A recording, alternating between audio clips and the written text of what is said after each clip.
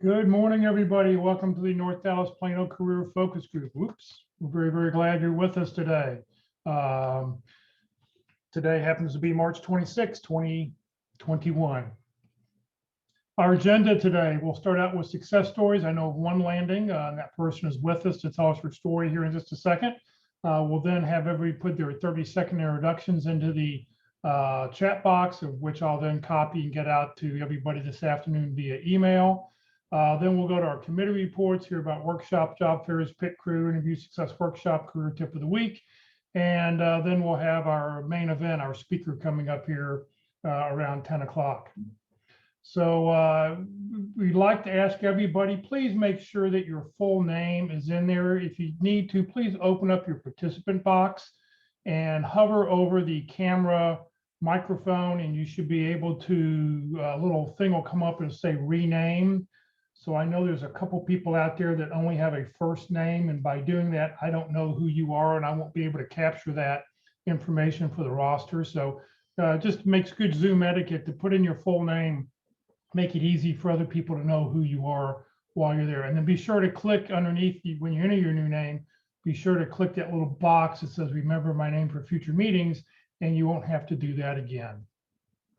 For those people on Zoom throughout the meeting, please just use the chat box to enter your questions. For those on Facebook, please just use the comment field. I'm monitoring that feed, and I'll be sure to get those questions answered for everybody. Please note this event is being recorded and is currently live on Facebook. The recording will be on the Career DFW Facebook page and on the Career USA YouTube channel for others to view in the future. By participating in this event, and if you happen to post a comment in the chat box or have your microphone or camera on, you give consent for your comment, name, and picture to appear. Well, good morning, everybody. My name is Jeff Morris. Since 2007, I've been facilitating and leading the North Dallas Plano Career Focus Group. This group has been around since the late 1990s. I took it over in 2007 when the person who was leading the group landed a job and said, who wanted to take over? And I think I did this. And he said, okay, Jeff, you're it. So I've been doing that ever since. In 2008, I started careerdfw.org, a website to help those in the Dallas-Fort Worth area to put everything for your job search in one place, to make it easy to find out about all the networking groups and all the events that were going on in the Dallas-Fort Worth area. In 2012, after being invited to go to the White House, I launched careerusa.org to help people outside the DFW area. One of the things I found out while at the White House at a conference up there is that there is no other website. As far as I know, there still is no other website like Career DFW in the country. So I thought, well, let me help people outside the Dallas-Fort Worth area. And that's why I launched careerusa.org. I've written a book called What I've Learned About Your Job Search That You May Not Know. It's available on Amazon. Or if you want to contact me, I'll be glad to. It's on Amazon for 15 bucks, but if you want to buy it from me directly, I'll sell it to you for $10. All the proceeds go to support Career DFW. And since 2017, I've been a member of the practice interview team, and you will hear more about that in just a few minutes. Well, we like to start the meeting off with success stories. I know of one landing so far. So Julie, why don't you unmute your mic and tell us your good news? So I have finally landed a customer success manager role at Omnigo Software. It is a startup out of St. Louis, but they've had a Plano office and of course closed due to COVID, and they've grown quite a bit. So they're currently looking for new space. So I will be starting there on April 5th. And I'm very, very excited to do that. And I want to thank Jeff, you and Walt and Mark for your continued weekly dedication to helping those like me who are in the job search, and those of us who are what I would call long haulers, whether of our own accord or global pandemic and unforeseen circumstances. So thank Attitude is everything. It changes everything in how you interview. Okay, I think you froze up when you said all we heard was tude. I imagine you said attitude. So attitude. Yes, I did not say tude. That's all we heard because you locked up there. So how long was your process? How did you find out about the job? How long was the interview process? the interview process was actually very short. In fact, I'm still in process with another company that thought they were going to be quick and now are not. In fact, I've had 2 interviews with them and followed up again, and I haven't heard anything. So I guess, in my opinion, I've heard something with that. But so I sent the resume back in January, so that part of the process was very long. I did not interview with them until mid-March, and then had 3 very quick succession interviews throughout the org. So, and now I'm in negotiations with them. I have my offer letter, but I'm negotiating some things, of course. So, and I plan to have that signed today. So that's why I'm saying I've landed, because I will sign regardless, because it's been a long time since I've had a W-2 job. So therefore, I will be signing. But yeah, 3 rounds, quick interviews. The nice thing is the hiring manager had been at her last job for 19 years. And she was really funny because she assumed that I, having been out of the workforce and had been at my last job for 13 years, she assumed that I didn't have my interviewing skills up to snuff. She's like, I'm not. She's like, listen, I know what this is like when you haven't interviewed in forever, and I'm not going to be a tough interview for you. And so, but that allowed me to put all the other things in, to just have a conversation with her, but also to put the other things that I know to do in practice. So I was listening intently to the problems that she was trying to solve with all the questions that I was asking. And that allowed me in my follow-up with both her and the next person that I interviewed with. I had attended enough webinars that I was able to send them videos from those webinars that with one of them with software that would directly solve one of the problems that they're having right now in their organization. So that's helping me right now on the negotiation stage, saying I'm already proving that I showed value to you. Because I've been attending all these webinars in customer success, and I'm learning all the tools and tricks of the trade to help make our jobs easier. So, and the other thing I'm doing, I'm going to tell everybody here, I am starting a Dallas chapter of the Customer Success Association. So if you know anybody in customer success, please feel free to send them my way. I'm looking for members of a steering committee right now so that we can plan our first 12 meetings for the next 12 months. Well, great. Julie, congratulations. Thank you very much. Wonderful news. Thank you. And we hope we never see you again. Right? I know. So Julie makes number 38 from the North Dallas group for the last couple months. Do we have anybody else who's landed? Any other landings? Hey, Jeff, this is John Wesley. Thank you. Yes, I apologize. I sent you a late note this morning because I've been running ragged for the last couple of weeks, but I actually landed as well. I'm going to be joining USAA on Monday as an HR business partner lead, and after a long process, and just really excited about that. Like Julie, I have to congratulations, Julie, by the way.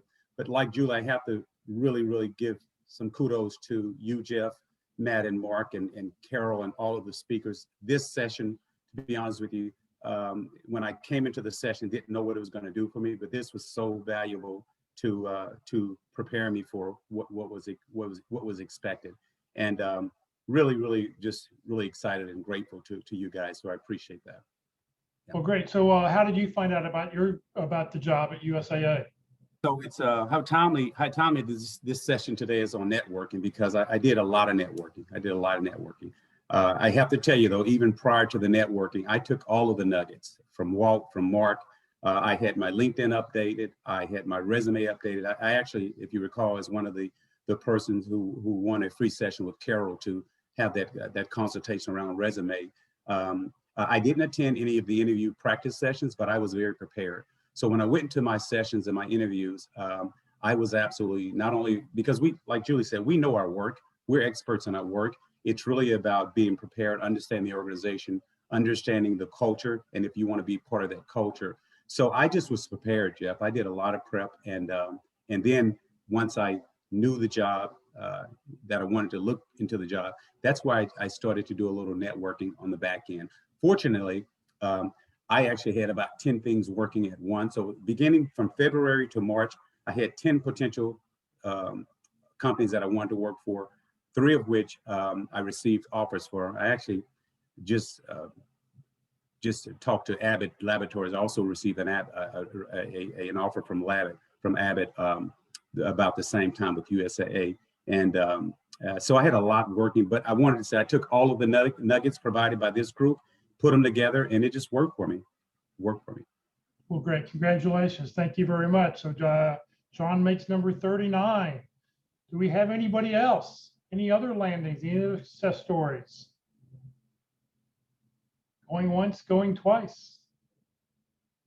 I guess not. All right, well, let's move on here. All right, well, congratulations to our 2 landings for today. What we want everybody to do now is please open up the chat box if you haven't done that yet, or on the comment field. You're welcome to on Facebook, but please put in your 30-second introductions. Put in your name, comma, phone number, comma, email address, comma, position you're looking for, comma, and 2 or 3 target companies, and then hit the return key.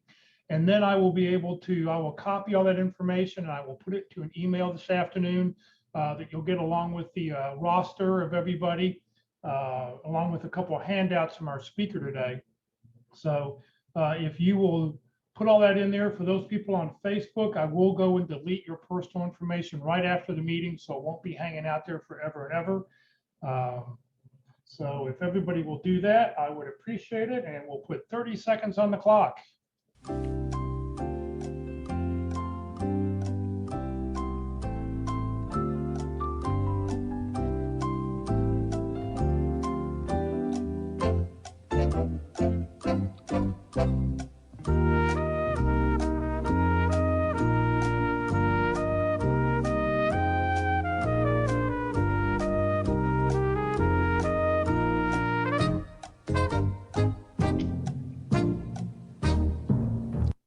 All right, if you're still putting your information in, please continue to do so. I'll be pulling that information, and that's what I'll use to update the roster with today. I'm not sure if I'll be able to capture everybody's names off the participant box. I just want to let you know about that. All right, let's see what's up here next. Good morning, Eldon. Job fairs, career fairs, training workshops coming up next week. Good morning, Jeff, and good morning, everybody. Happy Friday. As Jeff said, my name is Eldon Zorinsky, and I provide you with information about career and job fairs and special workshops or events. This information can be found on the calendar tab of the website careerdfw.org, which is currently up on your screen. I go through the items fairly quickly, so if you hear something that catches your ear that you want to find out more about, I urge you to go to the calendar, click on the tab, find the item of interest, click on that, and there's usually a lot more information that I'm presenting that will tell you about the event and how you can register and participate. Having said that, this week's career and job fairs. The Tarrant County Virtual Job Fair will be held Wednesday, March 31st from 9 a.m. to 2 p.m.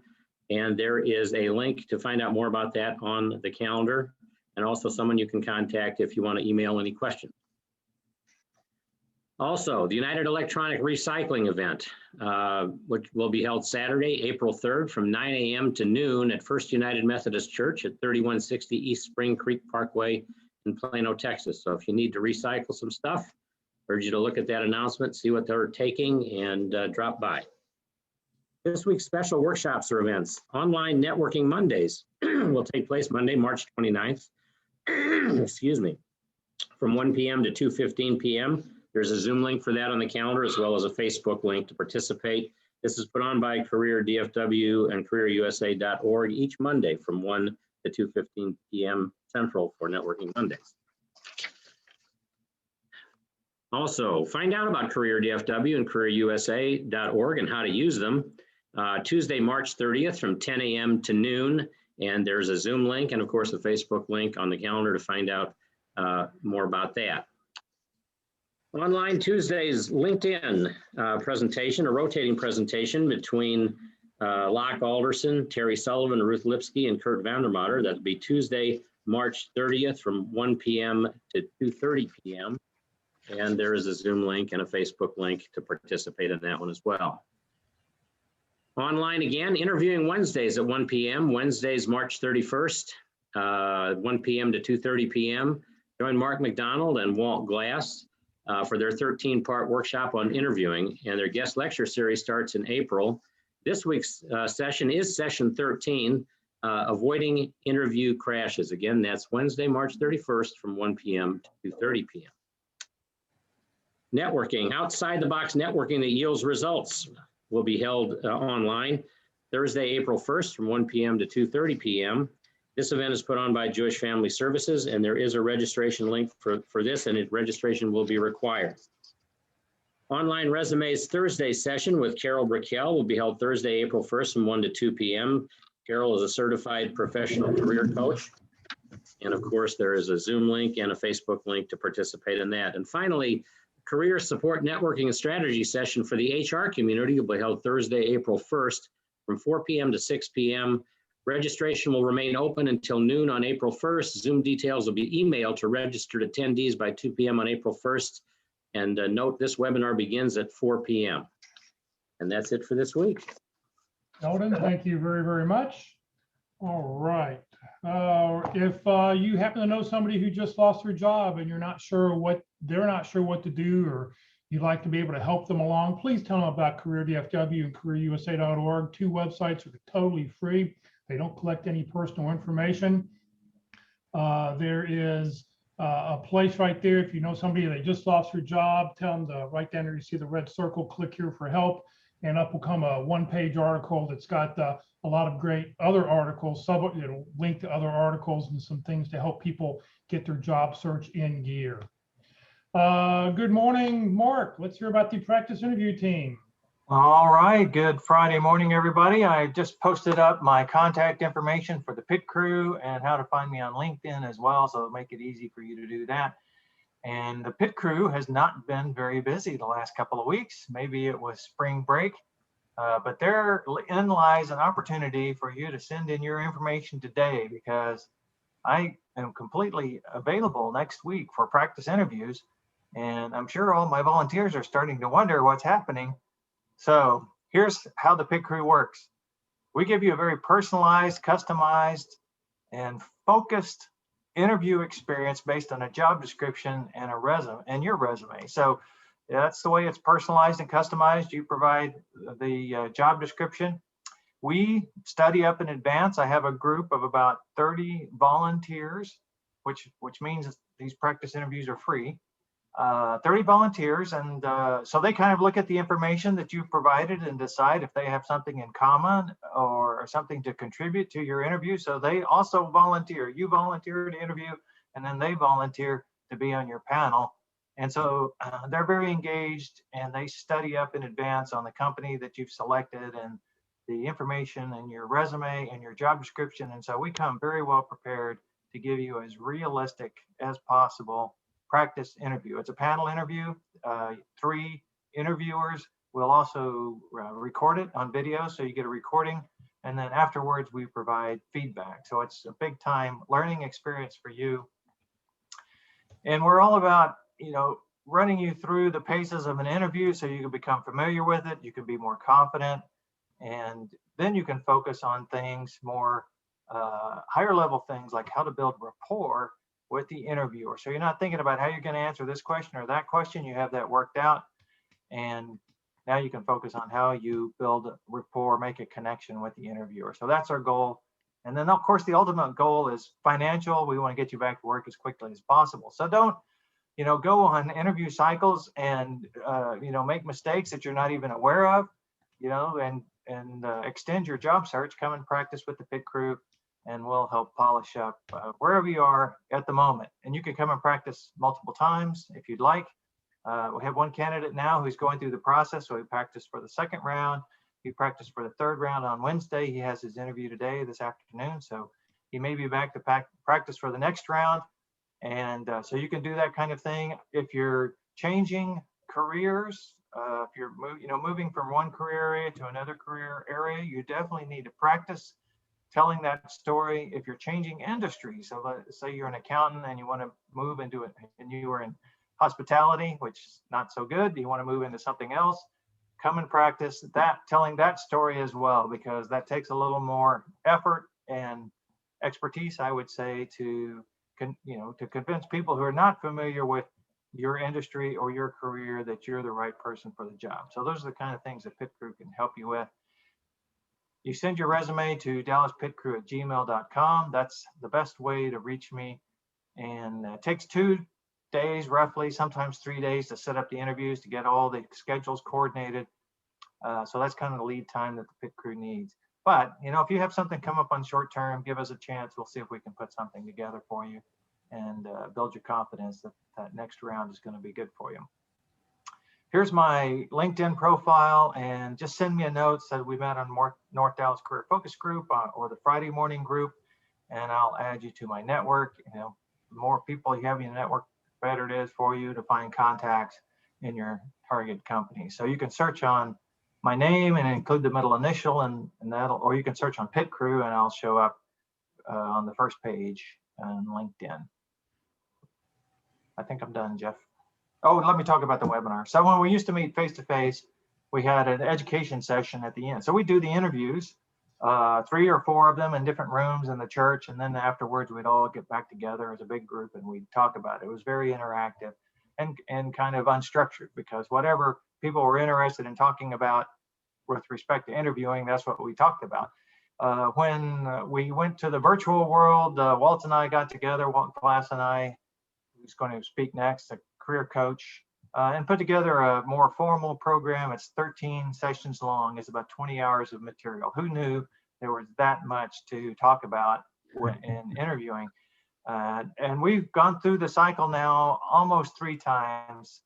So next week is the last session of 13 for this series, and it's about common mistakes that people make interviewing. And so even though you may have watched all 12 of the previous ones and you know exactly what you're going to say when you get asked a question, people still make mistakes because knowing is not doing. So we'll review those, and you can pay extra special attention to make sure you don't make those mistakes. And then last week we talked about, what did we talk about last week? Difficult interviewers and difficult questions. So if you want to go look at that one, it's on Jeff's YouTube channel, and the previous 12, including that one, are available on Jeff's YouTube channel, which he'll talk about at the end of the session. So very valuable. And some people have mentioned, that they got a lot out of those webinars. And so I think that's all I have to say about that. And after next week, when the session is over, the month of April is going to be guest speakers that Jeff has lined up, and then we'll start the sessions over in June. May. May, I mean. May. We don't want the year to go by that fast. I mean, yes, I'm sure we'd like it to move ahead. Thank you, Mark. Good morning, Walt. Hi, good morning, everyone. And so Mark has so much to say. I want to also tell you that he coaches people to one special question on how did you leave your last job? So if you've got some difficult circumstances and some challenges in answering that question, certainly I'll be glad available to talk with you about that. But Mark makes that his specialty. So I would definitely suggest that if you're in that circumstance, contact Mark. He's really got some good stuff on it. Anyway, what do I do? Well, one of the things I do is I want to use John Wesley as an example. Now, you heard John talk this morning. Did you feel the confidence, and did you feel the pride? Did you feel the way he talked about him finding the job? How he said, okay, I did this, I put some nuggets together, I'll put that, I was well prepared. Just the way you spoke, John, tells me a lot about you. Okay, those are the kind of things we want to get to in an interview, speaking that way. So congratulations, John, on landing at USAA. I think I'm on vehicle number 31 with them. So when you get in, I want you to call me. My premiums went up a little bit. I need to talk to you about that. All right. So what do? I also help people with interviewing skills, and I like to give you that exercise and practice so you can gain the confidence and skills for a successful interview. So my approach is different. I would like to have you know how to sell yourself and how to do it differently than other candidates do. Everyone generally answers the question, what are we doing in an interview? And we're selling ourselves, but What's the definition of that? It's who you are, what you do, and how you can help. Many people will sell I do in an interview. I see very little attention paid to how I can help, which is the real reason why they're hiring us. Certainly, we need to have the skills. We need to have the experience. We'd like to have that with us. But the value of what you bring to the company is better than just telling what you do. So we want to add that to it. And of course, your soft skills and your characteristics, and does the culture fit? Now, also listening to John, I also tell that he probably is going to fit the culture in the way he talks.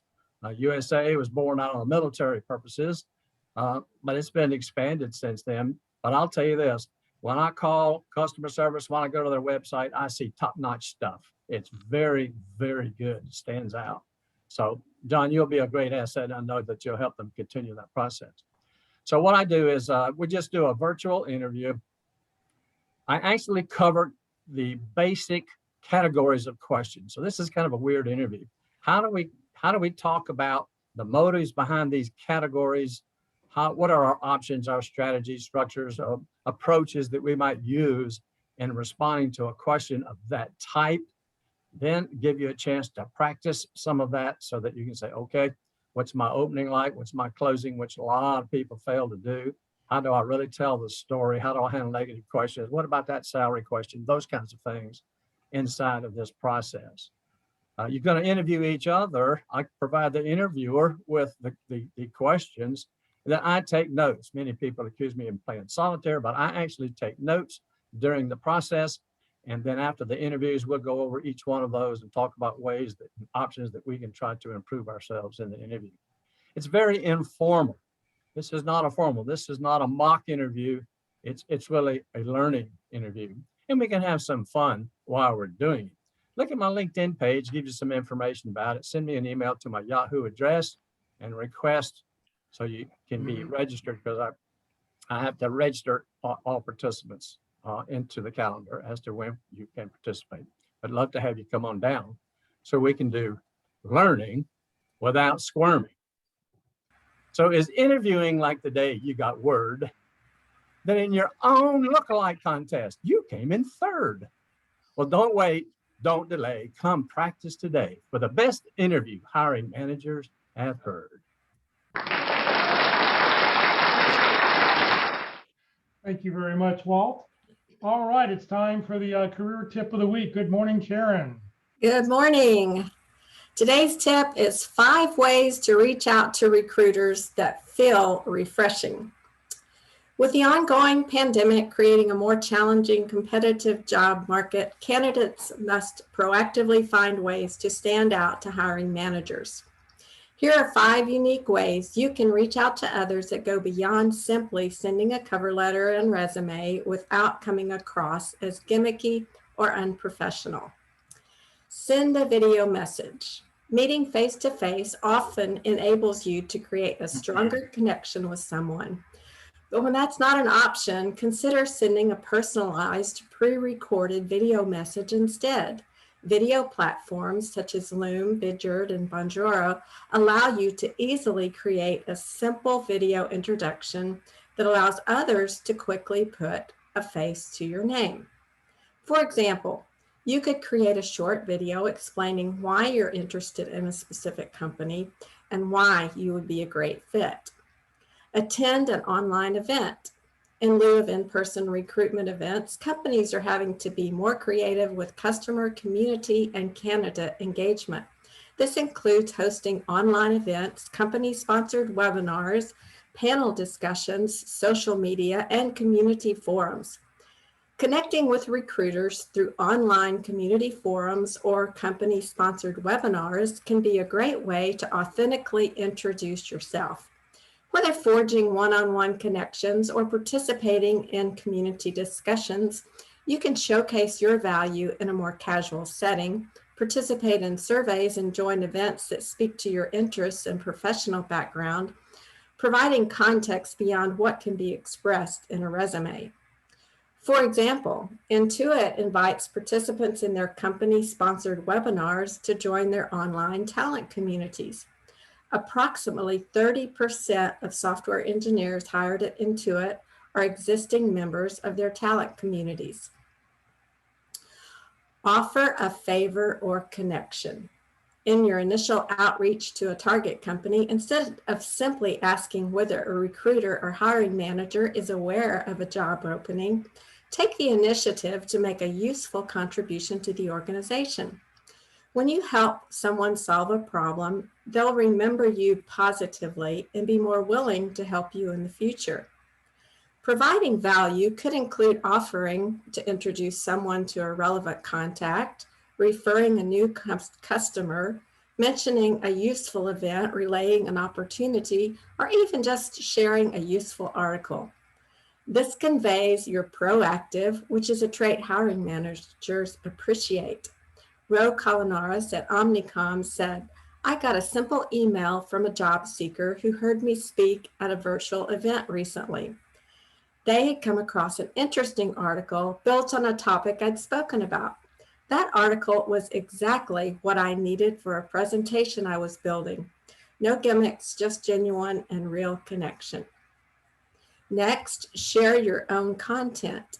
Creating your own content online can demonstrate a track record of interest and passion about topics that could be relevant to an eventual target company. Maintaining a blog, self-publishing on LinkedIn, or creating valuable content on other social media platforms can be a way of reinforcing your personal brand with a prospective employer.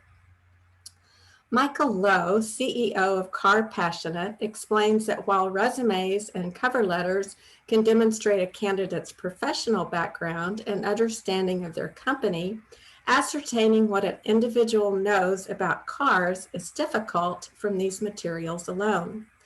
Sharing relevant content helps candidates stand out while also enabling Car Passionate to single out the best candidates during the recruitment process. Send an intangible gift or resource.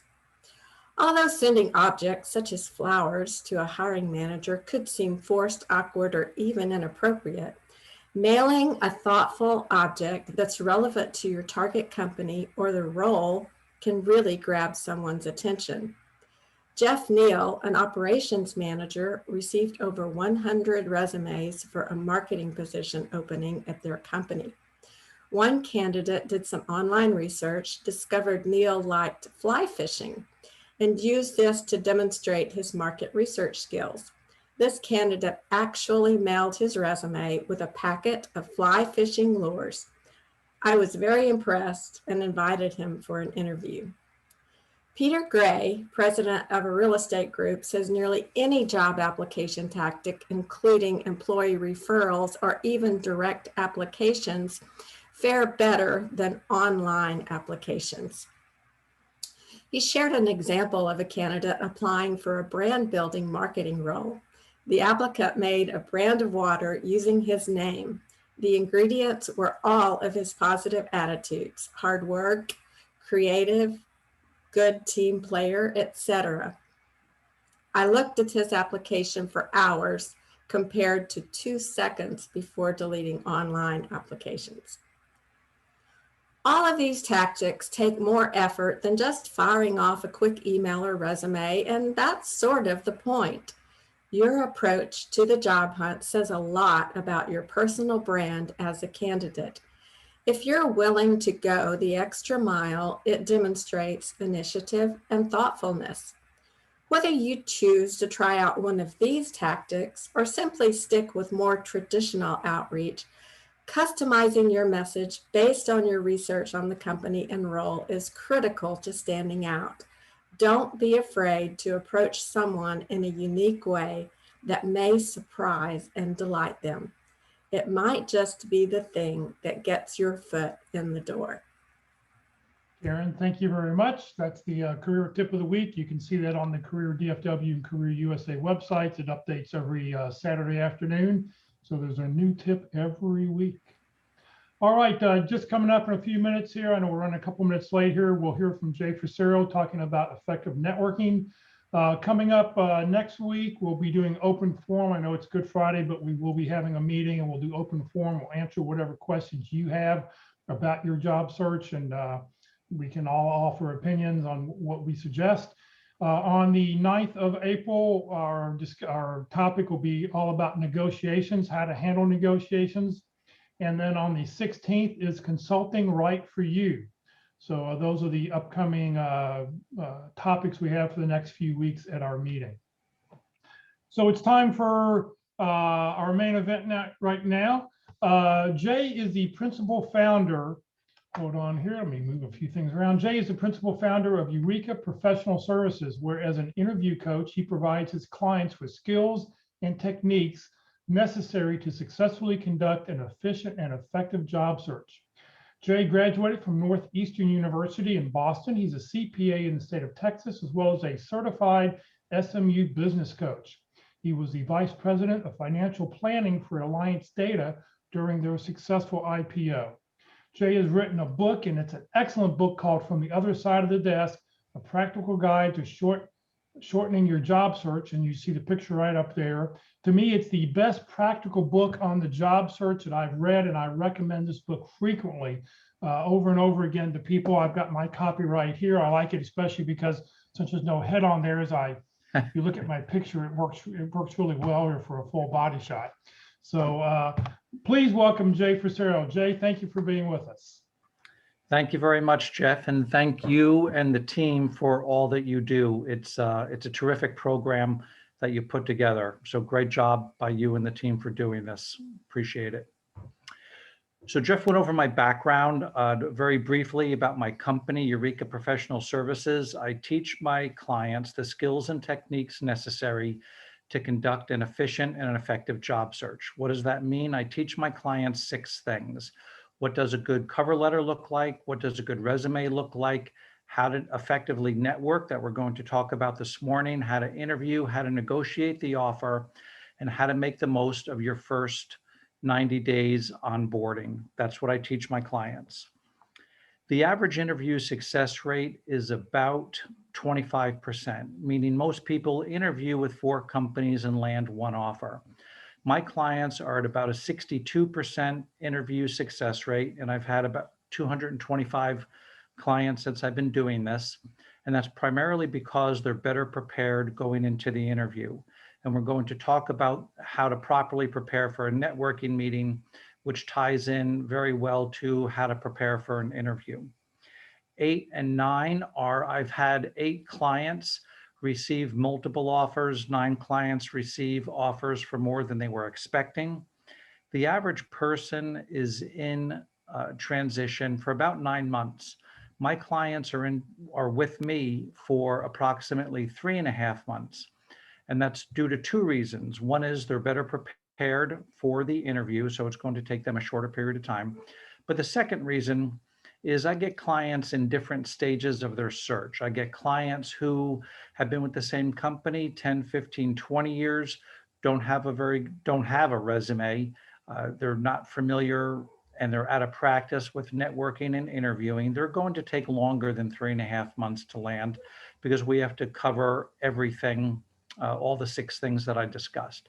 I have another group of clients that they have a very good resume, have a very good cover letter, but they're going on interviews and not getting offers.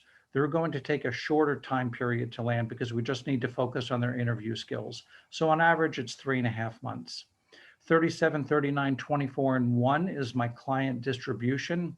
37% are employed, 39% are in transition, 24% are recent graduates, and I always have at least 1 pro bono client. And pro bono isn't someone who just doesn't feel like paying for my services. It's someone in some type of job search distress, whether it's financial or some other type of job search distress. I always have at least 1 pro bono client. I charge a flat fee and I stay with my clients until they land. So Jeff referenced the book.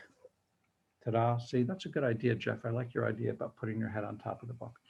If anybody reads the book, please feel free to call me and I'll answer any questions, pro bono, because for people that read the book, I don't need to spend a lot of time with them because most of the time is spent telling people, quite frankly, what is in the book. So if you read the book, Feel free to call me if you have any questions before you go on an interview, and I'll be glad to help you out. So I start each networking, go to the next slide, Jeff. I start each networking presentation with this slide, and I'm going to ask a series of rhetorical questions during the presentation. Just need to think about the answer. And the first one is this slide. And I got this slide from a show called Brain Games. What this slide is demonstrating is, what does this slide say? And it appears to say jumping to conclusions. So go ahead. And it doesn't, right? So why is that type of slide in a networking presentation? I have that slide in here because when I saw it on the show Brain Games, as I said, that the show was about how our brains are hardwired to make assumptions. And when we meet with people networking, we immediately make assumptions. This person can help me, this person can't help me, whatever the case may be. And what I'm asking you to do when you're networking is resist the temptation to assume. You can't possibly know who can and cannot help you. You don't know what connections this person has. You don't know who they go to church with, who they golf with, who they socialize with. You don't know who their spouse knows. You don't know who their friends know. So resist the temptation to assume when you're networking who can and cannot help you.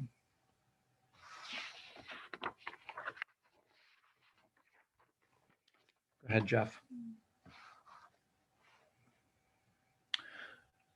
So let's talk about some laying the foundation for networking. The first is, what is networking? We'll talk about what networking is and what networking is not. To me, networking is four things. It's being able to gather information, gain advice and feedback, make connections to others, and generate insights and ideas with the other person. That's what networking is. What networking is not is asking someone, do they know of any open positions? Asking someone for a job, asking someone if they know of a company that could use somebody with your skills. That's not networking. If somebody knows about an open position, they will tell you. You don't need to ask them about if they know of an opportunity. If they know of an opportunity, they will tell you. You're there to gather information, gain advice and feedback, make connections to others that can help you, and generate insights and ideas. That's what networking is. You need to focus on what you can control during your search. You can't focus on what you cannot control. So when I'm giving a presentation, I can't focus on how many people are going to attend. I can't control that, whether it's 1 or 100. I can't control that. So I don't worry about how many people are going to attend a meeting when I'm going to give a presentation. But what can you control? You can control 5 things during your search. You can control your attitude, your dress, your body language, your preparation, and your introduction. And we'll talk about what I mean by that with networking. Your attitude. When you're meeting with people networking, you have to have an upbeat, positive attitude meeting with them. You need to show them that you have a positive attitude towards your search. You're in a difficult situation, being in transition. You need to convey to that person that you have a positive attitude towards your search. Your dress. You need to dress for a networking meeting as if it's an interview, because it just might be. And I'll give you an example of that in a minute. You need to dress for a networking meeting as if it's an interview. I've met with people when I was in the corporate world that would want to network with me. They would, we'd meet at Cafe Express in Mockingbird Station. They would be in a polo shirt, jeans. Very inappropriate to dress casually for a networking meeting, because you might be on an interview and you don't know it. You need to dress for every networking meeting as if that networking meeting is an interview. If you're going to wear a tie, wear a shirt with an open collar, not a button-down collar if you're going to wear a tie. Make sure you have a properly fitting shirt for men. If you're going, if you're wearing a belt, make sure it has one crease mark in it, not 2 or 3 where you've gained and lost weight. Polished, tied shoes for women. Dress conservatively, little to no perfume. Don't wear dangling jewelry, earrings that can be visually distracting, or heavy bracelets that can bang on the table and be distracting. So use common sense, but dress for a networking meeting as if it were an interview. Your body language. Be mindful of your body language when you're meeting with people, right? Head up, shoulders back, chest out. Have a smile. It's okay to smile when you're networking with people. Be mindful of your body language, your posture. People are going to notice these things about you, so be mindful of your body language. Your preparation. We're going to talk this morning about how to properly prepare for a networking meeting, which carries over to how to prepare for an interview. I can tell you, most of your competition is not going to prepare for a networking meeting or an interview the way we're going to discuss. Most people are not going to put in the time and effort that we're talking about for a networking meeting. There's a lot of people that believe a networking meeting is pretty much meeting with someone. I call it, shaking hands and kissing babies and just kind of blowing through the meeting. That's not a proper way to conduct a networking meeting. You need to properly prepare, and we're going to outline that. You need to properly prepare for a networking meeting and properly prepare for an interview. You need to separate yourself from the competition, and the way you're going to separate yourself from the competition is through proper preparation. And what that kind of reminded me of when I was talking about this right after the Super Bowl, and I'll confess I'm not a Tom Brady fan, but the man prepares like nobody's business. He is probably the most prepared quarterback, if not player, in the NFL. And that's why he has so many Super Bowls. He is properly prepared. You need to think about proper preparation before you go into these meetings. That's why I believe people are nervous when they either go on an interview or go on a networking meeting. Is because they're not properly prepared. And we're going to talk about how to do that in a minute. And the last one is your introduction. You can control your introduction when you're networking. So even if Jeff did not ask me for an introduction, I would have provided him with an introduction. Why? Because 2 reasons. That's something that I can control, how I'm introduced. I just don't want to rely on whoever the host is to introduce me. And I want to make it easy when I give a presentation for the host to have me. And part of that means providing them with an introduction. So with networking, when I was in transition one time, I was networking. Someone offered to provide introduction for me. They copied me on the email to the CFO of a company. And they misrepresented my background on the introduction email. It wasn't malicious. They just didn't know me well enough. And they just cobbled something together and sent it off to the CFO. So when I met with her, the first thing I needed to do was straighten out what my background was. So it made for an awkward start to the meeting. So from then on, I said, that's never going to happen again.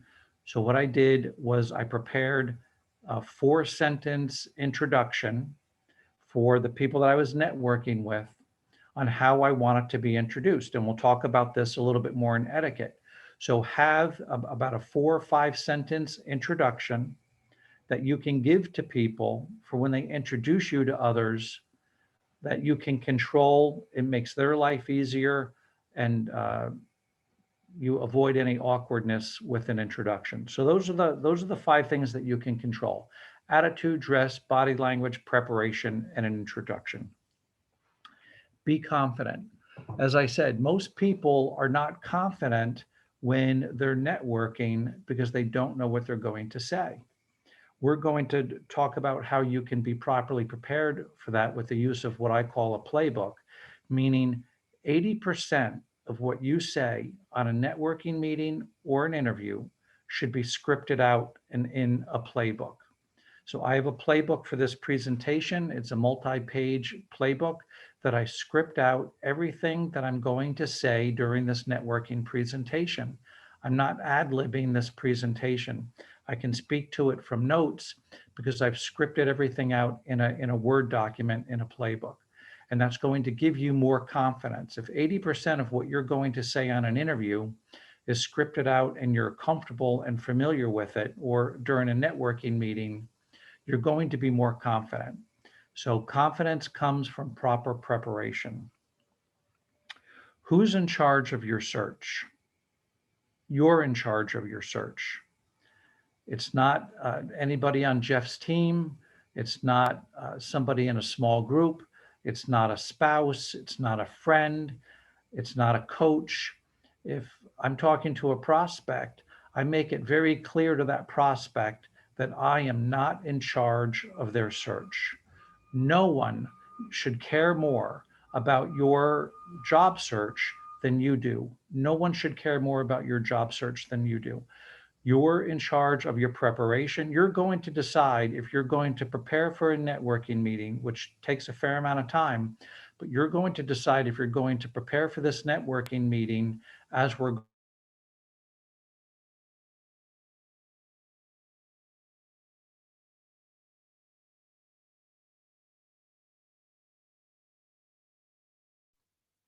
Just lost sound. I'm not sure if anybody else did. Yeah, Jay has frozen up, so. going to talk about, or prepare for an interview, you're in charge of your search. So networking etiquette. We're going to talk about the flow of a networking meeting in a minute, but let's just cover some basic etiquette, networking etiquette. And I don't mean to be insulting when I talk about etiquette. There are some things people know, some things people don't know. What I can say is I didn't know all of these things when I was networking, and I made some pretty serious mistakes. So that's why I have it in here of networking etiquette. You start and end every networking meeting with thank you very much for taking the time to meet with me. I really appreciate it. Now you're thinking that sounds really obvious, and I know it does, but I didn't do it when I was in transition. I didn't do it when I was on some of my first networking meetings. And somebody brought that to my attention, somebody that wound up being a friend of mine that was spending time with me. And he said, you haven't said thank you once in the few sessions that we've met. And I was horrified because I consider myself a pretty polite person, but I thought about why did I not say thank you? And the conclusion that I came to was that when we're in transition, we become very self-centered and myopic. It's all about me. I'm in a tough spot. So you want to hook up the vacuum and you want to take. And that's not the right approach, obviously. So be mindful of saying, thank you very much for taking the time to meet with me. I really appreciate it at the beginning and end of each networking meeting. Someone is taking time out of their day to help you.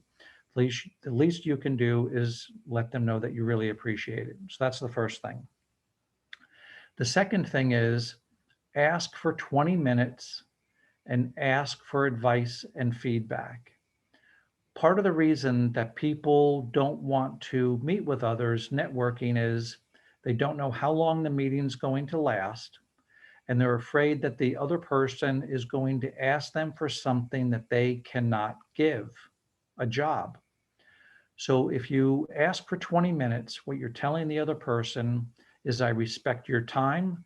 There's going to be a finite duration to the meeting, and I'm going to ask you for your advice and feedback. So you're taking the person off the hook of the pressure of them thinking that you're going to ask them for a job. If you say, Jeff, I would really like to get together for 20 minutes. I would really appreciate your advice and feedback during my search. Hopefully the other person's thinking, okay, I can spare 20 minutes for either over the phone, Zoom, or an in-person meeting. I can do that, 20 minutes. And then they're asking me for advice and feedback. I can give that. I can give advice and feedback. I know they're not going to ask me for a job. Remember, if the other person knows of a position, they will tell you. So ask for 20 minutes and ask for their advice and feedback. And we're going to outline, like I said, the flow of a networking meeting in a little bit. And you can get a lot done if you know what the objective is of a networking meeting. In 20 minutes, you can get a lot done. Summarize at the end of the networking meeting the to-dos that the person offered to help you with. So if you're meeting with someone and they offered to introduce you to 2 or 3 people, summarize at the end of the meeting. Thank you very much, Jeff. I appreciate you taking the time to meet with me. And I'm really looking forward to these 3 introductions that you're going to make on my behalf. Remind them, summarize what they're going to do for you. That networking meeting that you're having might be the most important thing you're doing all day, but it may not be the most important thing the other person is doing all day. When you leave, that person's boss comes in, gives them a new deadline, piles a bunch of work on their desk. The phone rings, they get distracted. They're going to forget what they offered to do for you. Remind them at the end of the meeting what they offered to do for you. In your thank you note to that person that you're meeting with, remind them again what they offered to do. Thank you very much for taking the time to meet with me. I really appreciate it getting to know you. And I'm looking forward to these 3 introductions that you're going to make on my behalf. So remind them in your thank you note. Not only send a thank you note to the person that you met with, but send a thank you note to the person that introduced you to your networking partner. Why? You send a thank you note to the person that introduced you for 2 reasons. One, you're always looking for a legitimate reason to reach out and contact someone and remind them that you're in transition. So if you met with somebody 2 or 3 weeks ago and they introduced you to some people and you've now are meeting with those people, remind that person, send that person a thank you note. Thank you very much for introducing me to so-and-so. I really appreciate it. They're going to be a big help during my search. So you've reminded that other person that you're in transition, which is a good thing so they don't forget. And the second thing is you've closed the loop on that person helping you. When I introduce people to others for networking, I find it a little frustrating that they don't let me know if they met with that person and how the meeting went. So it's a professional courtesy to close the loop with the person that made the introduction and tell them I met with the other person. They're going to be a big help during my search, and I really appreciate it. And so you're accomplishing 2 things with the thank you note to the person that introduced you. You're closing the loop and you're reminding them that you're in transition. At the end of the 20 minutes, do a time check. Do a time check at the end of your 20 minutes and say, Jeff, I asked for 20 minutes. Do we need to wrap the meeting up or are you good on time? And the other person will say, I'm fine, let's keep going if they want to, or they'll say, you know what, I have a meeting at the top or the bottom of the hour. Let's wrap the meeting up. So show them respect by doing a time check. By your preparation and doing a time check and following these etiquette guidelines, you're showing the person a great deal of respect for their time and their position. So make sure you do a time check to not run over. And keep in mind, one thing I forgot to mention about what is networking. Networking is one tool in your toolbox. Some people make the mistake of taking one approach to job search. Some people will say, I'm just going to network. That's all I'm going to do. I'm going to find my next job networking. That's all they do is network. Some people just use recruiters. I'm just going to use recruiters. Some people sit behind a computer and fire off resumes all day long, and they think that's the way to conduct a job search. Networking, what we're talking about today, is one tool. You need to take a multifaceted approach to your job search.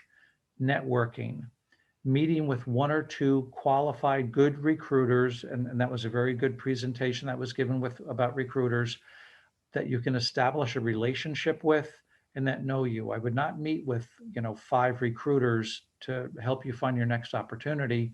1 or 2 good qualified recruiters that you can establish a relationship with.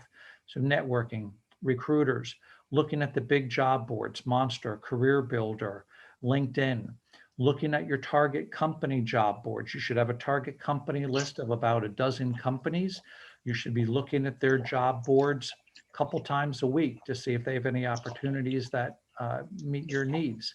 Then you're going to be preparing for networking meetings, preparing for interviews, sending out thank you notes to people that you've met with, sending out thank you notes to people that made introductions on your behalf. That's conducting a comprehensive job search. You need to do all of these things, not just focus on one tool. So the goals and preparation of a networking meeting. Think about what the goal is of a networking meeting and how you should prepare. How many networking meetings do you believe you should be going on in a day or a week while you're doing all of the other things that I discussed? You're networking, you're checking the big job boards, Monster, Career Builder, LinkedIn, you're checking your target company job boards, you're preparing for networking meetings, preparing for interviews, sending out thank you notes to people that you met with, thank you notes to people that introduced you. So how many networking meetings should you be going on a day? I believe it's no more than 2 or 3. Now, some people, and I know people, maybe you do, will say, I can go on 5 or 7 networking meetings a day. Not effectively or efficiently. You just can't. You can't properly prepare the way we're going to talk about for 5 or 7 networking meetings a day. It's impossible to properly do it. You can meet with people. You can meet with 7 people at Starbucks, shake their hands and say, do you have any connections for me? That type of thing. But that's not, I don't believe that's effective networking. Because if that person knows of a job or has a job, they're going to see that you're not properly prepared for that meeting. So I would say 2 to 3 meetings a day max. And a successful meeting is if you get 3 referrals from that networking contact for additional introductions. Now, obviously, the hope of that networking meeting is that that person knows of or has an opportunity, right? That's the ultimate home run of a networking meeting. And that can happen. But that's not the true goal and objective of the networking meeting. That's why you need to prepare for that meeting as if it's an interview. 2 to 3 meetings a day, 3 referrals is a very successful networking meeting.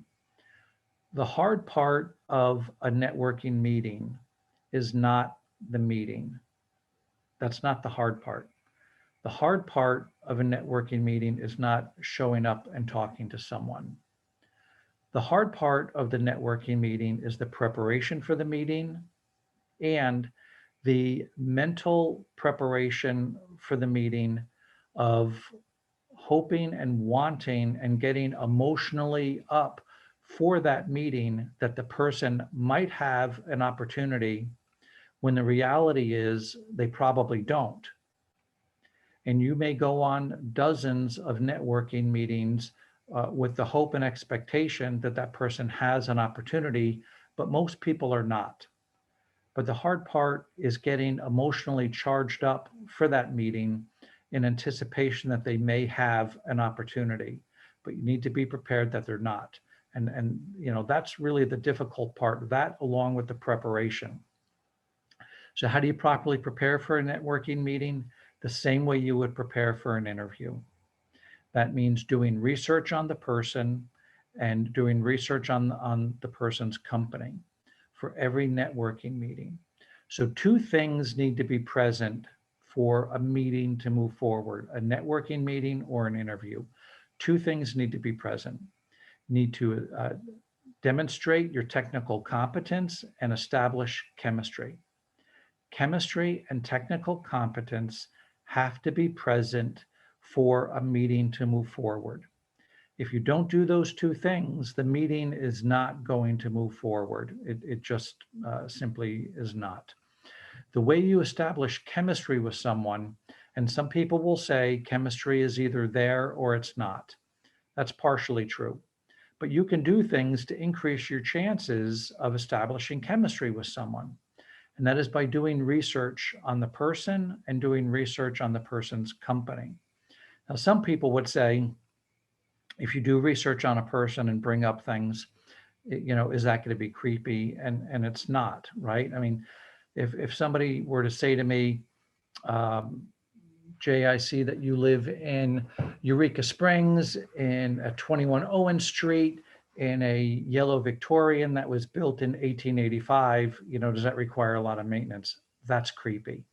If someone were to say, Jay, you wrote a book, how are sales? How's it going? Or I saw on your LinkedIn profile that you like to travel, whatever the thing might be. That's not creepy, right? That's just somebody trying to establish chemistry. Or I see that you went to school in Boston at Northeastern University, how'd you like living up there? That's just somebody trying to establish chemistry with someone. So that's critical. When you're meeting with someone, see how long they've been with the company. See how long they've been in their current position. If they've been in their current position or with the company under a year, you can say, I see you've been with the company 9 months. How do you like it so far? Or if they've been with their company for 5 or 10 years, say, I see you've been with the company for 5 years. Clearly you enjoy it. What is it about the company that you like so much? Get the person talking about themselves. That's how you build chemistry with someone, not talking about yourself constantly, but show them the respect that you've done research on them and give them the opportunity to talk about themselves.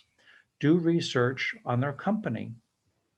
If it's a public company, you should listen to their quarterly earnings call. If it's a public company, go on their website, look under investor relations, look under earnings release, and they will have a call. It'll be a recorded call with PowerPoint slides that the company CEO, CFO, maybe a division head, provide to Wall Street on a quarterly basis the earnings of the company, and they discuss the most current happenings with the company, profitability, expansion, product expansion, office expansion, whatever the case might be. And on the call are covering Wall Street analysts who cover the stock and shareholders. And you will learn a great deal of information about that company. Usually it's about 45 minutes, maybe an hour. And you'll learn a great deal about that company, about their profitability, expansion plans. You'll also learn their terminology, which is critical. And let me just give you a couple examples of how this proper preparation pays off and some uncomfortable situations that I've seen people be in.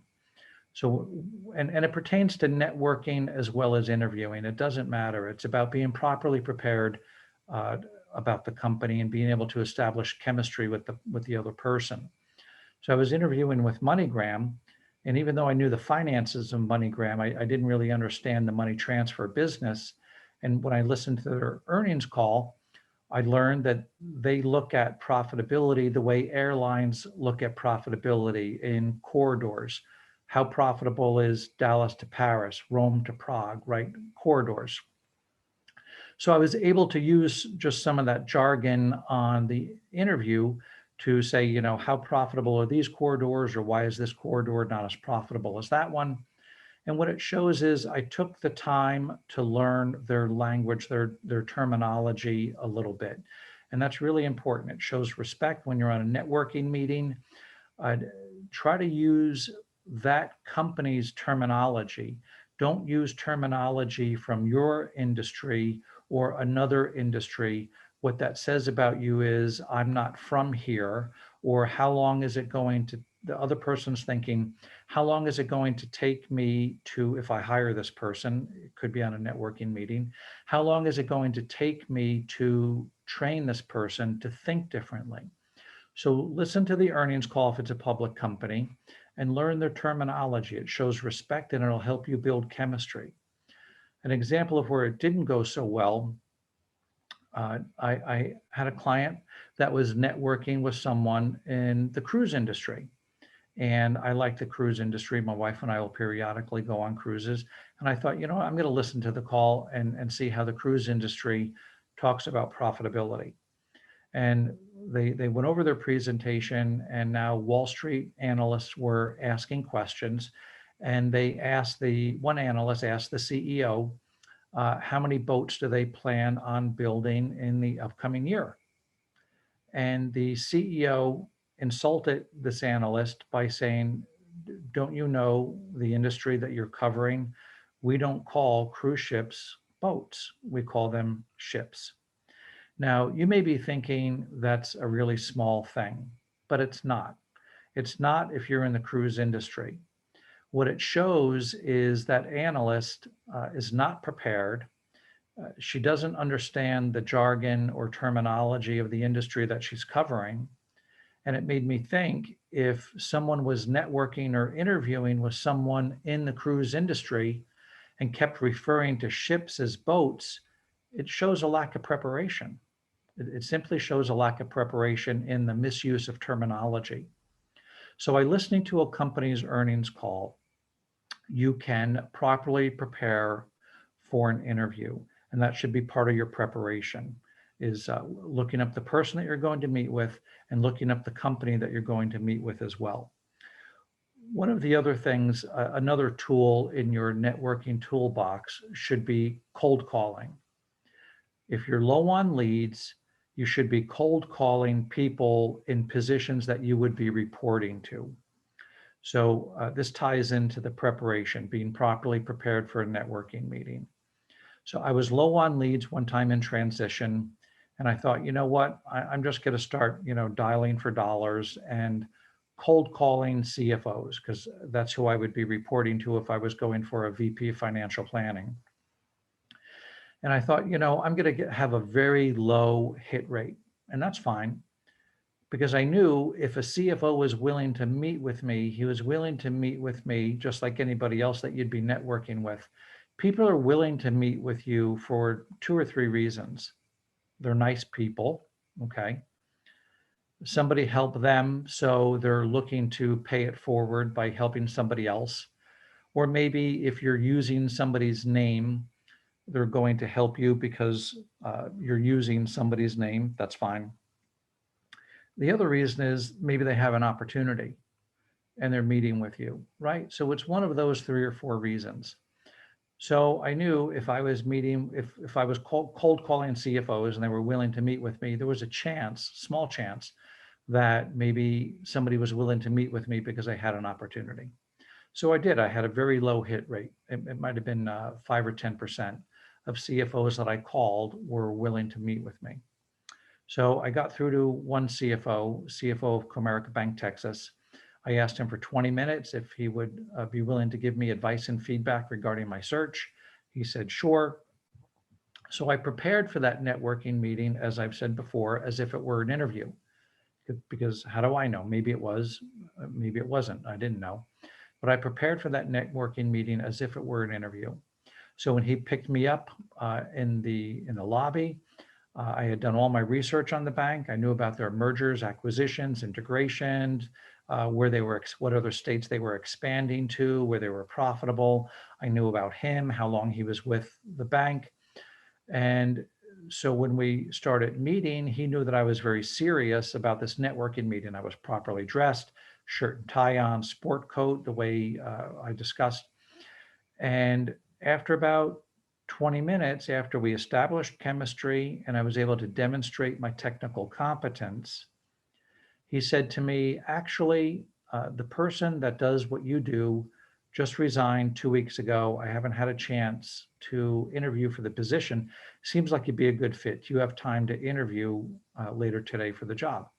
So of course I did. So long story short, he hired me. I worked for Comerica for 5 years. He left, became the first CFO of Alliance Data, took me with him, worked there for 12 years, and helped take the company public. So one networking meeting, one meeting that I was prepared for, led to a 17-year career with 2 companies and helping take a company public. One meeting. That's pretty lucky, right? Well, the fact is that was my 85th networking meeting of that search. 85 networking meetings I went on over the course of, I think it was about 3 months that I went on before that happened. So if I showed up for that meeting ill prepared, just said, I'm just going to mail this one in. It's, my 85th meeting and nobody's had a job for me yet. So I'm not going to prepare. I'll just know some things about him. He would have shook my hand at the end of the meeting, maybe given me some referrals and said, I hope it all works out for you. And I would have been on my way. And none of what I just said would have happened. Because when we met, he didn't say, Jay, I'm so glad you showed up because I have this great job and it seems like you'd be a great fit. That didn't happen. We met for about 20, 30 minutes first to establish chemistry, allowed me to demonstrate my technical competence. Then he divulged that he had an opportunity. So that's what I mean by you have to prepare for every networking meeting as if it's an interview. Going back to that brain game slide about assuming, you can't assume that when you're on a networking meeting, that the person does not have a job, that they're just there to meet with you and help you out. You can't assume that, because if you're wrong, you may have just blown a great opportunity. And that's what I mean, that the hard part about networking isn't the meeting. That's the easy part. The hard part of a networking meeting is getting emotionally up, properly preparing. It's going to take you an hour or two to prepare for every networking meeting. That's why you can't go on 5 a day. So if you're going to put in that type of time and preparation for it, you need to get emotionally up for it and approach each one as if there is an opportunity. Now, I know a lot of people are thinking that's a lot of work for a networking meeting where there's not an opportunity. You're absolutely right. It is a lot of work for that networking meeting. But I wasn't willing to take the chance that if I was meeting with someone, that they would not have an opportunity for me. Because if I did that on this one opportunity, I can guarantee you my life would have been professionally and personally permanently altered. So you need to decide, this goes back to who's in charge. You need to decide how much time, effort, and preparation you're going to put into each meeting. Because a famous athlete I heard once said, success is when preparation meets opportunity. And you need to be properly prepared when that right opportunity comes. Don't take the chance and mail it in when that person might have an opportunity. So that's goals and preparation. So developing a playbook. A playbook is how you're going to demonstrate your technical competence. As I said before, a playbook is everything that you're going to say, everything. Tell me about yourself. Why do you want to, either work here if you're on an interview? What are you looking for? Strengths, weaknesses, why you left your prior company, why you left every company on your resume. You should have a scripted out answer for why you left every company on your resume. A good recruiter is going to walk you down your resume and ask you every single opportunity why you left. And all of this is scripted out in a Word document. That's what a playbook is, a Word document. So my playbook for, as I said, for this presentation is 12 pages long. It's all scripted out. You need to have the same thing for a networking meeting and an interview, because I put the playbook together, the concept together when I was in transition. I found myself constantly re-preparing for networking meetings and interviews. And I said, well, this is ridiculous. I just want to prepare once. I just want to prepare one time, put everything that I'm going to say in a Word document, and that's going to be the foundation for how I present myself. So every bullet point on your resume, every bullet point needs to have a scripted out 20-second answer, every bullet point. So at the top of your resume, if you have summary of qualifications. So I have a client's resume here. And so at the top, right, he's got summary of qualifications, then bullet points down. For every bullet point at the top of your resume, have a 20-second scripted out answer for why that bullet point is on your resume. Every bullet point job description on that resume, I would copy the resume into the Word document, into your playbook, and have a 20-second story about that bullet point. You just need one. Script it out, timed 20 seconds. Because if the person wants more information, they'll ask. They'll ask you for a follow-up. But if they point to something on your resume during a networking meeting or an interview, if somebody points to something on your resume and you start with it shows a tremendous lack of preparation. Because you're going into a meeting, a networking meeting or an interview, you're going into a meeting with a 2-page document that you prepared. You need to know that document cold, and you need to know your background cold. So every bullet point needs to have a 20-second scripted out answer. As I said, tell me about yourself. Why would you want to work here? Strengths, weaknesses, why you left, attributes that you bring to the table. Everything that you're going to say in either a networking meeting or an interview, scripted out and timed. Your competition is not going to prepare this way for a networking meeting or an interview. That's how you're going to separate yourself from your competition. When somebody points to something on your resume and you can snap off a good, tight, concise 20-second answer, that shows that you're properly prepared. You're properly prepared for this meeting. So that's how I would develop a playbook. It'll take you probably 3 or 4 hours to put it together, of dedicated time, scripting out what you want to say, copying your resume into the playbook, and having 20-second answers for everything that's on your resume. But once you have that foundation set, you're going to tweak it here and there based on how you learn things by meeting with people. You may want to change something, that's fine. But the foundation of how it's set is there, and you're not constantly re-preparing.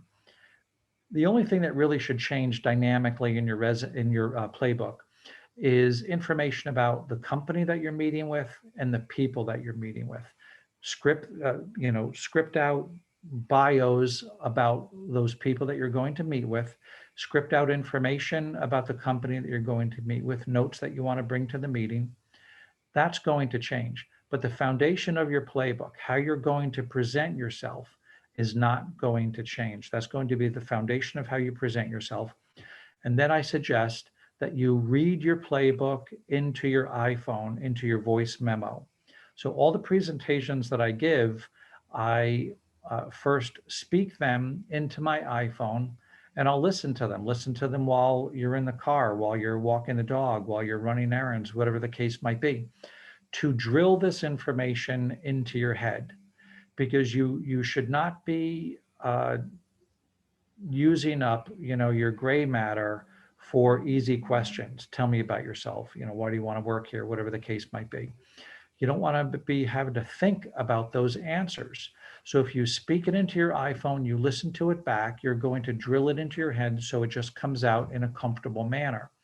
The other benefit about speaking the playbook into your iPhone is you're going to hear things that you may not want to say, either pronunciation, diction, or phrases.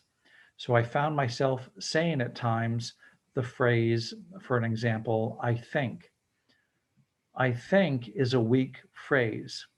It sounds okay when you're saying it, but it doesn't sound good when you're listening to it. So during some presentations, I found myself saying, I think is weak. It should be, if you're going to have to preface something with a phrase like that, I believe. I believe is a much better phrase. So if someone were to ask you something on your resume, you shouldn't start with, I think the best answer is this. It would be, I believe. My point is, the benefit of speaking your playbook into your iPhone allows you to hear things that you can modify during your presentation and change in your playbook.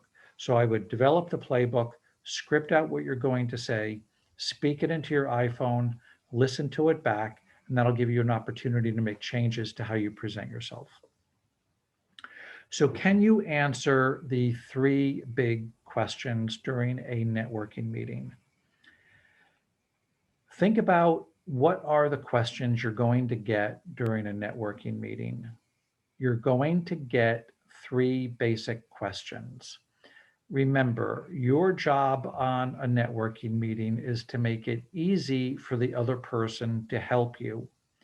By you being properly prepared for the meeting, knowing how to answer these questions, you're going to be much more efficient during the meeting. And that's how you can have a productive 20-minute networking meeting.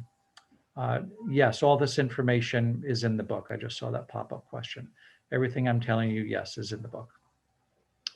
So the 3 questions that you're going to get during the meeting are, tell me about yourself, how can I help you, and what are you looking for? You know you're going to get those 3 questions.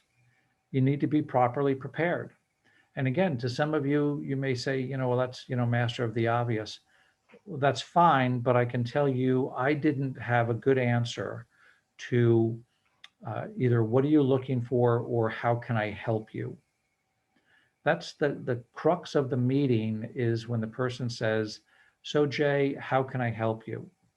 And as I said before, the answer is not, do you know of any open positions, or do you know of anyone that could use somebody with my skills? That is not the answer to how can I help you. The answer to how can I help you is, do you know anyone on my target company list that would be good to meet with? And I'm gonna show you a tool that you can use to present your target company list. That's the answer, I believe, to how can I help you. Do you know anyone on my target company list that would be good to meet with? Tell me about yourself. I'm sure you all have very good answers to tell me about yourself. I'll give you my take on it. Tell me about yourself is not, I should be opening up the fire hose and this is, my chance to tell the other person how great I am. That's not the answer to tell me about yourself. Tell me about yourself. The intent of tell me about yourself is, I'm not sure how to start this meeting, whether it's a networking meeting or an interview. So I'm just going to ask the person, tell me about yourself. So I have my clients set up, tell me about yourself, in 3, I call them paragraphs. They're not really paragraphs, but that's what we'll call them. 3 very simple paragraphs. The first one is I call the early years. I grew up in, went to school at, if you're not from Dallas, moved to Dallas in. So I would say I grew up in New Jersey through high school, went to school in Boston at Northeastern University, moved down to Dallas in '91 for a job. So that's the first 31 years of my life in 10 seconds, right? That's all the person needs to know. It sets up a little bit of background. He's not from here. He moved to Dallas from the Northeast. He went to school in Boston, that type of thing. So that's the first paragraph. Second paragraph, I would start with, most recently I did this. Most recently I did this, then name 2 or 3 things that you most recently did in your prior position. The third paragraph I would start with, where I believe I can make a significant contribution to my next company are in the areas of, and name 2 or 3 areas of your background, your expertise, that you're looking forward to doing in your next job. And that's how I would set up, tell me about yourself. The early years, grew up in, went to school at, moved to Dallas in. Second paragraph, most recently I did this, name 2 or 3 things. Third paragraph, where I believe I can make a significant contribution to my next company or in the areas of, name 2 or 3 things. It's just a table setter, right? It's just a very simple, high level table setter. So that's tell me about yourself. How can I help you? We answered. What are you looking for? You're going to get asked, what are you looking for in your next opportunity? Have a scripted out answer from job descriptions that you've looked at that genuinely excite you, and answer the question with bullet points from those job descriptions. What I'm looking for, where I can make a significant contribution to my next company. You can use the third paragraph of tell me about yourself for what are you looking for. It's the same thing. And that's how I would answer those three big questions. You know you're going to get asked those three questions. You need to be prepared. You need to make it easy for the other person to help you. Tell me about yourself. What are you looking for? And how can I help you? So let's just go over the flow of a networking meeting for a second. The flow of a networking meeting needs to be you study the person, you study up on the person and the company in order to build chemistry, technical competence. You need to be prepared to answer big three questions. Tell me about yourself, what you're looking for, how can I help you? Begin and end every networking meeting with thank you for taking the time with me. I really appreciate it. Ask for 20 minutes, ask for advice and feedback, summarize at the end of the meeting what summarize in your person, the instructions that they offer to make on your send a thank you to the person, not only that you met with, but introduction for you. And meet much for time. Ask the can Jay I is having connection problems right now. His signal's very, very weak. So that's what's causing the issue. It's not your connection.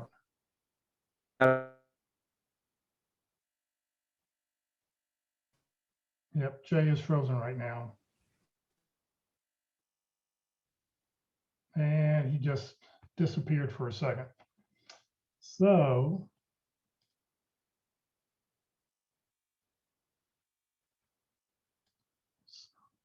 study up on the person, study up on the company, answer the three questions. Tell me about yourself. How can I help you? What are you looking for? Say thank you at the beginning and the end of the meeting. Do a time check at the end of the 20-minute mark. Summarize at the end of the meeting what the person offered to do for you. Send a thank you note to the person that you've met with and to the person that introduced you. And ask the person at the end of the networking meeting, how can I help you?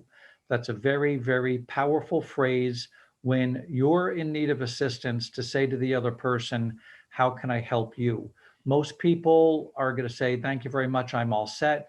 The point is that you asked when you are in a time of need, that you asked somebody else, how can I help you? It shows that you're not a taker, that you're willing to give, because what you do have to give are connections to other people. You don't know what that other person's needs are. Again, most people aren't going to take you up on it, but they will remember that even though you were in need, you asked, how can I help you? Now, what's the best tool for networking? I don't believe it's your resume, to hand somebody your resume during a networking meeting. Personal preference. Always bring a resume with you, always. What I'm going to show you in a minute is not a replacement for a resume. It is a networking tool. So you always bring a resume with you, whether you're on a networking meeting or an interview. But I developed the bio. Do you have the bio, Jeff, to put up on the screen? yes. So I believe the best tool to use during a networking meeting is this bio. So clearly it's not a resume. It has a picture. The left-hand side are skills and attributes that you bring to the table. I got them from job descriptions that I was in, reviews that I've received. So down the left-hand column are competencies, skills, and attributes that you possess. In the center is a lift and drop from my resume and places that I've worked. But the right-hand side of the bio is really what makes it important. And that's your target company list, because that's the answer to how can I help you? So I believe the bio serves a couple of purposes. It answers the question, how can I help you? Because you're going to say, do you know anyone on my target company list that would be good to speak with? and you put your target company list together, a combination of public and private companies that you might want to work for. Have a very simple answer why each one is on your list. Maybe their products are interesting, maybe they're expanding, they have a good corporate culture, you believe you can make a significant contribution to the company in some way, whatever the case might be. Little tip, always, unless you have a really good answer that you don't want to work for the person's company that you're meeting with, always put that person's company on your target company list. How do I know? Because one time I was networking with someone and their company, I was rushing out of the house and I didn't put their company on my target company list. And they said, oh, I see that my company's not on your list. Excuse me. Do you not want to work here? So it was a little embarrassing. So don't do that unless you have a very good reason, whatever the case might be, that you don't want to work for that company. So it answers the, how can I help you? Do you know anyone on my target company list? But always bring a resume with you. But I believe the bio is the best tool. Excuse me. I believe the bio is the best tool for the job. Always bring a resume with you. So I'm confident that if you prepare for a networking meeting the way that we're talking about, it will help you shorten your search. And you can use the same type of preparation for interviews as well. And I'll be glad to take any questions. If anybody has any questions, please, I know that was a topic, a question about bios and there's some different formats out there. So, I mean, I think it's a very effective tool. And if anybody wants a copy of the bio that I have, just email me and I'll be glad to send it to you. It's a Word document that you can, remove my information, put in your information. So if you don't mind, I'll send it out to everybody this afternoon when I send out the roster. I'll attach it to everything. Make sure you change the picture. Yeah, put on your own picture. Brad Pitt, somebody else. Pick a picture you like. Right. Any questions from anybody? Greg asked, what was the third question after tell me about yourself? Sure. What you're going to get asked on a networking meeting most likely are some forms of tell me about yourself, how can I help you, and what are you looking for? That the person's trying to get some information about, how best to help you. And you need to have 3 very good answers to those, or answers to those 3 questions. Tell me about yourself. What are you looking for? And how can I help you? And what are you looking for? Just get it from job descriptions that you're interested in. Use those terminology. Right. The name of Jay's book is From the Other Side of the Desk. If the easiest way to find it is if you just, when you go to Amazon, I just did it a couple seconds ago to check, just type in his name, Jay Fusaro, Fusaro, and the book will pop right up. So I saw a question about dressing for a Zoom meeting. Again, if it were me, I would dress as if you were on an interview for a networking meeting. It doesn't take that much time and effort. It's a little bit more of a pain. The risk I'm not willing to take is that person might have a job and I'm not prepared and they pass on me. So yes, I would dress even for a Zoom meeting as if you were on an interview. John asked, what's the best way to connect with people of influence or at target companies? LinkedIn, you can use, if you're a LinkedIn premium member, you can get access to their email, I believe, either LinkedIn or through people that they might know. So just, if you're going to try to connect with somebody on LinkedIn, please always send a personal note because let them know why you want to connect. Makes a big, big difference. And again, if you're going to cold call somebody that would be in the position of your boss, saying to somebody, I would really appreciate 20 minutes of your time to get your advice and feedback regarding my search. As Jeff said, if that person's been in transition, they get it. And they, chances are they're going to be able to give you 20 minutes. And if they're part of the, when you get the roster this afternoon, if they're an alumni of this group and they don't give you 20 minutes, just call me up and let me know who that person is and I'll take care of them, okay? We'll send out the goon squad and we'll take care of them. Any other questions from anybody? Jeff, I don't have a question, but I just wanted to remind you all about Crystal Knows, because Jay mentioned that it would be a good idea to find out about the person we are meeting with. And just to remind you all that that was a good tool, Crystal Knows. Right. So we did a presentation on Crystal Knows. It's on our YouTube channel. You can go back and watch that at any time. But yeah, it's a great way to find out, gives you an idea about who the person is and what their triggers may be, depending on what their LinkedIn profile looks like. So yeah, great suggestion. Any other questions for Jay? Yes, I have a question, Jay. How you can identify the correct company, the correct mindset in the company? I don't want to work for any company and I don't have a big knowledge about all the companies.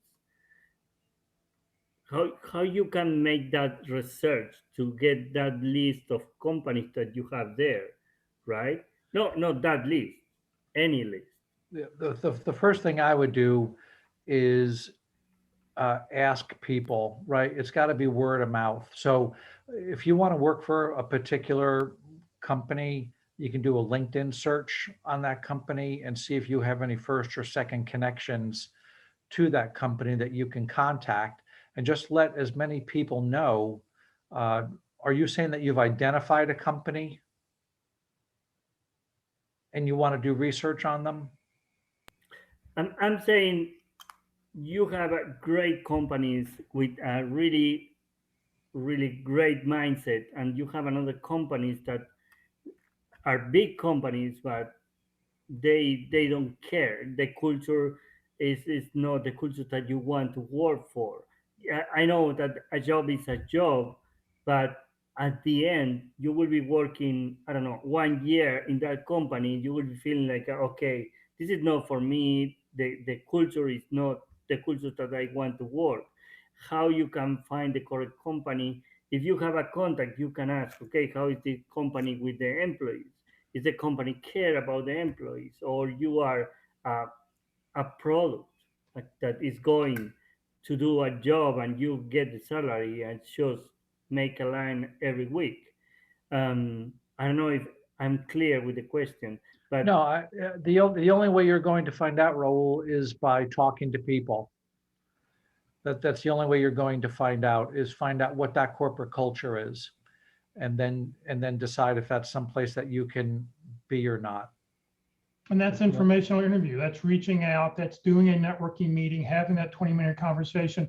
And don't forget, even on LinkedIn, if you reach out to people, even if you don't have any first or secondary connections, see maybe if there is an alumni, somebody who you went to school with, who, they may have graduated 20 years younger than you. Listen, an alumni is a valuable tool. They'll talk to you for 10 or 15 minutes just because you're an alumni. So don't forget to do that. No, alumni directories, you're right, Jeff. Alumni directories are very, very powerful. I would absolutely leverage that. Right. Hey, Jay and Jeff, if I could chime in just a little bit based on my experience. And Jay, by the way, I thought your presentation was fabulous. A lot of what I dealt with in my interviews was a direct reflection of a lot of what you talked about. But to Raul's question, one of the things that helped me, in addition to the networking, I networked prior to going into the interview with people that I knew, and sometimes that's cold calling. People will be very, very, warm about providing information on their company even before an interview. And I also did that after I had, the two offers on the table, both Abbott and USAA, just to find out if it was a good fit and the culture was the right culture for me. And there's a ton of information on the website of the company's website that you can get a pretty good gauge about the culture and whether it's an employee-centric organization. So the networking piece is just huge, Jay. Right. I agree. All right. Well, Thank you Jay, all. thank you very much for your time. We're running sort of short here on time, so I want to make sure we get through everything. Jay, thank you very much. There's a copy of his book again. It's great. You can just hold it up, especially on Zoom. This didn't work as well when we met in person, but since we're meeting via Zoom, this works very well to put the book right underneath you. So thank you for joining us today. Next Friday, we'll have open forum. So any questions you've got about your job search, let's talk about them. We'll have the whole hour and a half to address any issues and get lots of feedback from everybody who's on the call right now. If you have not put your 30-second introductions into the computer, we ask that you please do so that I can copy that information, and I will put that out this afternoon in via email. For those on LinkedIn or for those on Facebook, I will delete your personal information. So if you haven't done that, please do that. Let's see here. We've got programming 5 days a week on Career DFW and careerusa.org. Let's see here. We're not doing that. Hold on. Sorry about that. I'm looking at the wrong thing here. So yeah, we're putting on programming 5 days a week. Next Monday, taking the chill out of code calls. So that was one of the things that Jay talked about today.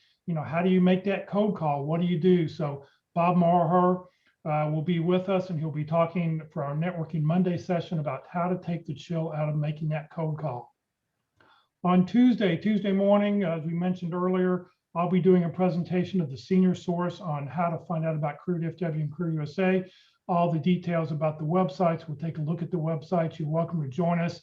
I'll put out Zoom links, and we will be on Facebook Live next Tuesday morning. Next Tuesday at 1 o'clock, as we do every Tuesday at 1 o'clock, our LinkedIn presentation, LinkedIn search engine optimization. So this is always a great tool on how to get your LinkedIn profile up and running and how to use it in job search. Next Wednesday, as Mark mentioned before, session 13 of 13, avoiding interview crashes. You've all learned how to do a great interview.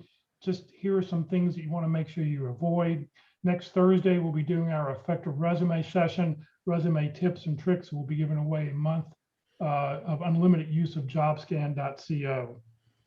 This session has been recorded. It will be on the Career DFW Facebook page and on the Career USA YouTube channel to go back and view. Please follow us on Facebook. That way, every time we go live, you'll get a little buzz on your phone. And if you subscribe to our YouTube channel, every time I post a new video, which I'm posting 5 videos a week, you'll get an alert. It'll take a couple hours for YouTube to process this video, but we'll get it up there in the next couple hours. The YouTube channel looks like this, Career USA. This is really the easiest way. This is much easier than using the Facebook page. Make sure you click on playlist and then find the subject that you want to find out about, resumes, interviewing, LinkedIn. For the North Dallas Plano Career Focus Group speakers, don't click on the video, but click underneath where you see the red arrow where it says view full playlist. And then up will come a list of all the meetings that we've had along with the title of the meeting we've had. And that way you can find the title that you're looking for. And we talked about, so all the topics we've got, you can go back and find those there. So thank you very much for joining us today, Jay. Once again, thank you very, very much. Everybody have a great weekend, and hopefully we'll see you one day next week at one of our sessions. Jeff? Yes. Jeff, before we end, I'm getting this message on my LinkedIn account after the April 15th. What does this mean to us?